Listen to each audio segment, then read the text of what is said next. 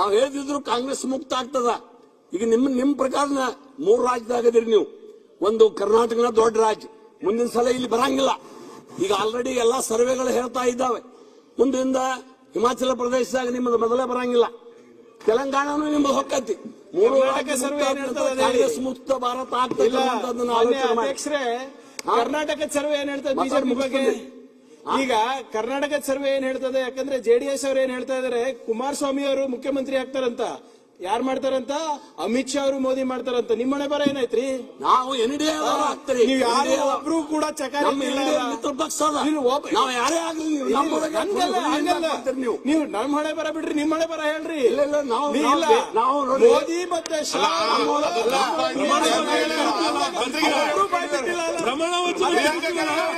ಅಲ್ಲೇ ಹೇಳ್ರಿ. ಬಂದಾಗ ನೋಡಿ ಯಾರಾಗಿರ್ತಾರೆ ಅಂತ ನೋಡಿ. ಕುಮಾರಸ್ವಾಮಿ ಪ್ರಮಾಣ ವಚನ ಕರೀತೀವಿ.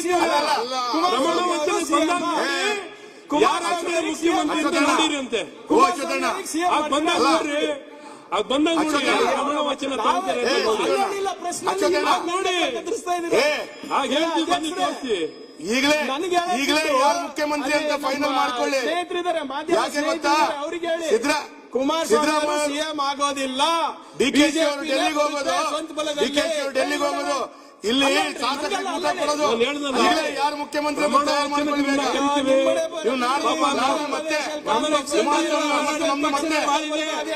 ಸರ್, ನಮ್ಮ ಪಕ್ಷದ ಬೇಡ, ನಿಮ್ ಪಕ್ಷದ ಬಾಳಿದೆ. ನಿಮ್ಮ ಪಕ್ಷದ ಬಿಜೆಪಿ ಬಿಜೆಪಿ ಮುಖ್ಯಮಂತ್ರಿ ನೋಡ್ರಿ.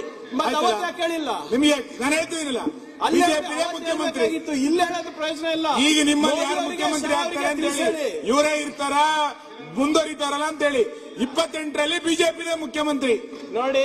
ಈಗಾಗಲೇ ಗೊತ್ತಾಗಿದೆ.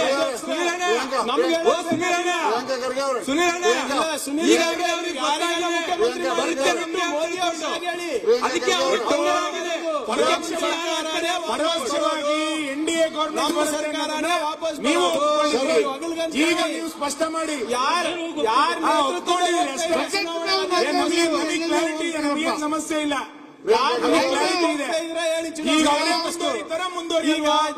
ನೀವು ಎರಡನೇ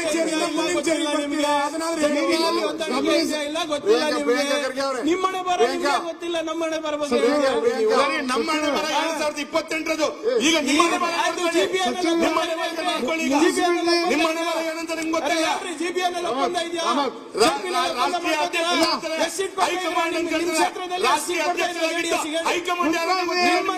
ನಿಮ್ಮ ಕ್ಷೇತ್ರದಲ್ಲಿ ಎಷ್ಟು ಸೀಟ್ ಕೊಡ್ತಾ ಇದ್ರೆ ಜೆಡಿಎಸ್ ಹೇಳಿ?